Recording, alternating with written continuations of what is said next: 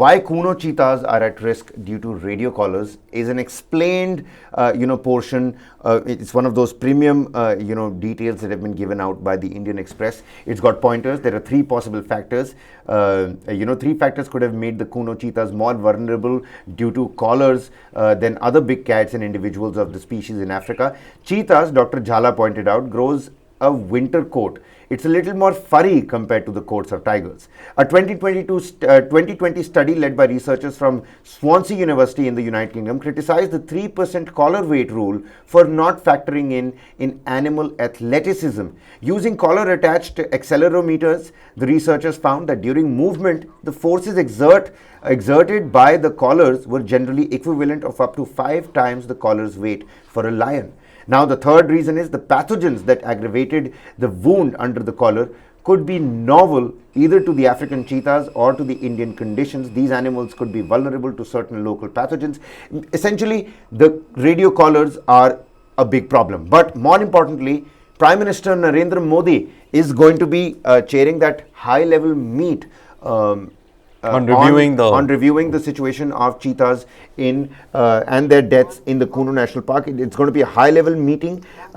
Since the initiation of the Project Cheetah by the Prime Minister, Kuno has reported a total of 8 mortalities, Varghese, including 2 deaths last week. And Project Cheetah and its success has come under real scrutiny. Even as the government comes out and says that it's too soon to say anything on Project Cheetah.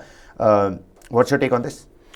Well, when it comes to Project Cheetah, of course, it's a very ambitious project that has been taken into reintroducing the cheetah into Indian wildlife. But then, as you rightly pointed out, there is this huge group of people say that the radio collars could be the reason for this, and there are people who say that the radio collars need not be the reason for it. But there are studies that show that radio collars are problematic and could be creating those abrasions under the neck, and then later getting infested with the pathogens that could be what they would be carrying, or rather from Indian conditions itself. So it is going to be a very difficult and it's going to be a very sensitive task to see how we can let these cheetah population grow. At least the government is trying to reintroduce this extinct species in the country, and it's not going to be an easy job, certainly. Bhupendra Yadav, Minister of Environment, Forest and Climate Change, who is also in charge of Madhya Pradesh's polls this year and Kuno National Park in Madhya Pradesh.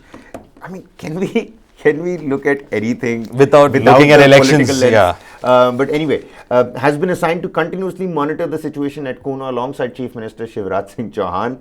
Furthermore, the Ministry of Environment, Forest and Climate Change has dispatched a team of 5 wildlife experts comprising Mohan Ram from Gujarat, Manoj Nair from Odisha, Deep Contractor from Karnataka, as well as N.S. Murli and V. Harini from the Government of India to conduct an inspection at Kuno. The death of 8 cheetahs at Kuno has sparked a frantic search to locate and treat the cheetahs.